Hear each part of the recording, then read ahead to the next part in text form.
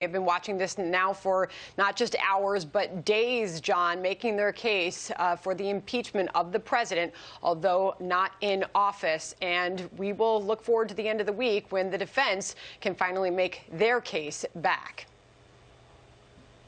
And we are joined now by one of former President Trump's impeachment trial attorneys, David Schoen, who has quickly emerged as the lead counsel in the presentation for the president.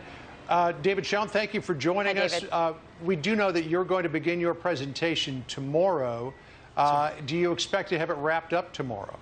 Well, we'll see how that goes, but there's no reason for us to be out there a long time. As I said from the start of this thing, this trial never should have happened, and if it happened, it should be as short as possible, given the complete lack of evidence and the harm that this is causing to the American people.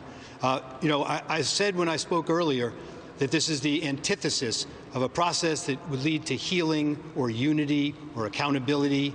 It's the antithesis of it. It tears the country apart. Do you think it leads to healing, to show and re-show the tragedy that happened here at the Capitol, lives lost, that had nothing whatsoever to do with President Trump, but they want you to believe that it did?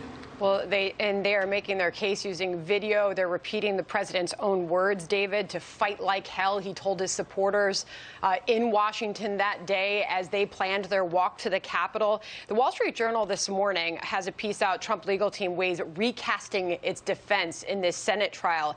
It points to Castor's meandering message, as it describes, or presentation that we saw on Tuesday, his opening remarks, that many Republicans even appeared boggled by what they saw there. Has there been a change in legal strategy? What will we see tomorrow?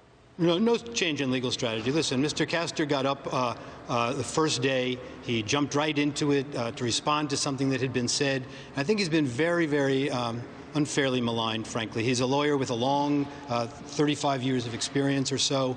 And let's just see how this thing plays out. Tomorrow's our opportunity to go. That's when we start to present our case and to give answers. You know, it's like any sporting event or any trial. When you watch one side, it seems you hear their evidence, but if you really watch this side analytically, you'll see that there's no tie whatsoever to the speech. If you look at the words of the speech, why do we ignore the word peacefully? Why do we ignore the context in which the word fight is used during the course of it to cheer on legislators to have courage and that sort of thing? Take a look at what we present in our case starting tomorrow. David, how big a hill do you think you have to climb? And I asked that question because Senator John Thune of South Dakota, who's number 2 in the Senate Republican leadership, said of the Democratic House manager's presentation, he thought it was a strong presentation put together in a way I think makes it very compelling. He also said they have done a good job at connecting the dots. And then President Biden said today, I think minds could have been changed. Well, it's very important to listen to what the senators say, so it's important to have that message. But, you know, this is what you get when you bring in a movie company and hire a large law firm to make a professional product that takes things out of context and presents it as an entertainment package. And what I said from the start is this isn't a blood sport. It's not about entertainment. It's about reporting the facts to the American people. So if you look at their sources for the information that what they would suggest is compelling, they have such sources as reportedly or sources. That's part of the problem with a complete lack of due process, no investigation in this case, and no opportunity to test the evidence in this case. In no setting in this country where someone's guilt or innocence is being adjudicated would this kind of approach be permitted. That's why we have rules against things like hearsay and require other indicia of credibility and reliability. But here, for an impeachment process, it's offensive. David, what does the president, the former president, believe he's seen so far? How is he responding to what we saw from your team on Tuesday, and what sort of guidance is he giving for you for tomorrow?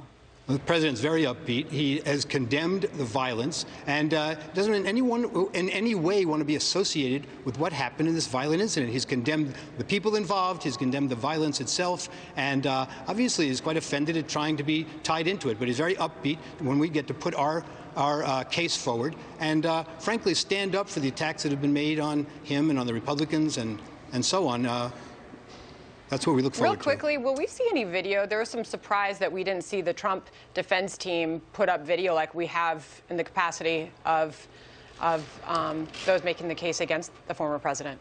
Well, remember, we haven't put on our case yet. The opening part was just about jurisdiction, so it was a little bit of a drier area. We put up one video there about their calls to impeach, showing that, this motivation to find an excuse to impeach President Trump was ongoing since the day he got into office.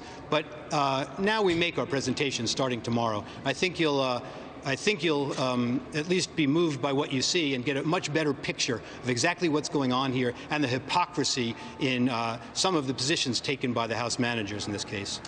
David, as I said from the start, everyone in that room and in the House will look bad.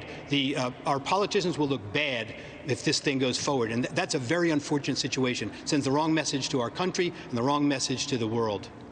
David Schoen, we thank you for your time today. We'll be seeing a lot more of you tomorrow. Appreciate it.